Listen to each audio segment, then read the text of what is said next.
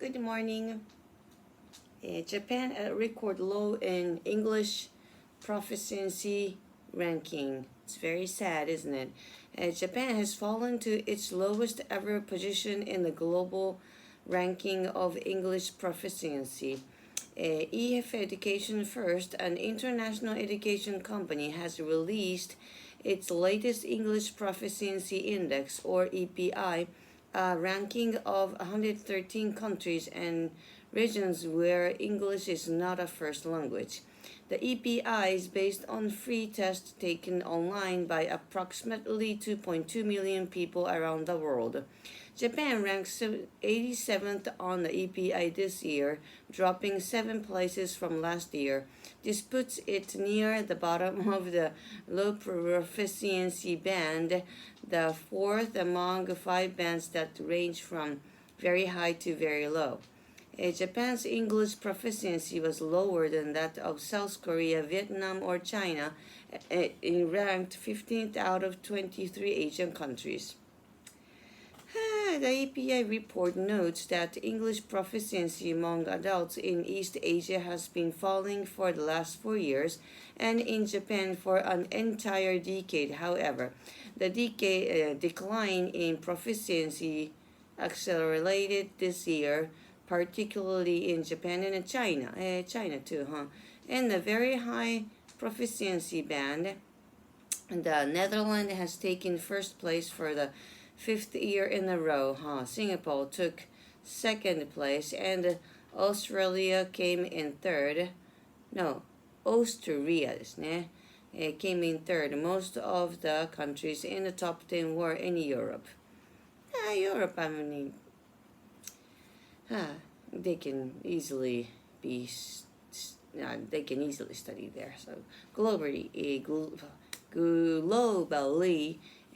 there has been a drop in English proficiency among young people aged 18 to 20, particularly in India, Indonesia, Mexico, and Japan. However, the report says this decline may be partly due to the interruption to education system caused by the coronavirus pandemic. It's over already. So I disagree on this one. According to the report, there is also a widening gender gap in English proficiency, with men's proficiency improving and women's declining. Really, the report suggests that one reason for this might be inequality at work, because women have less access to higher paid international jobs. They have less opportunity to improve their English. That can be true. However, as the gender gap is wider among young people than working adults, unequal education systems may also be to blame.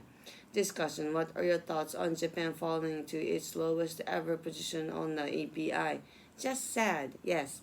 Hey, do you think English proficiency in Japan will continue to drop? I guess so, yes. What do you think your country could do to improve English proficiency? Change the teachers. Is there anything you'd like to change about the way English is taught in schools in your country? It's better though.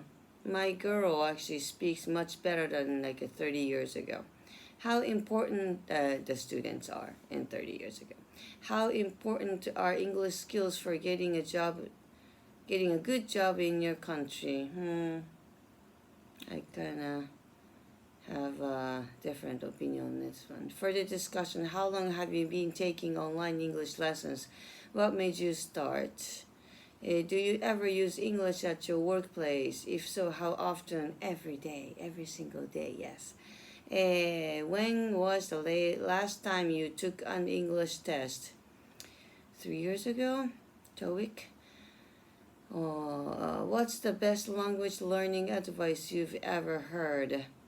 Read every day, out loud.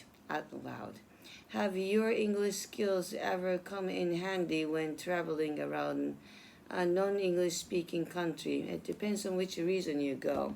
Sometimes English is useless.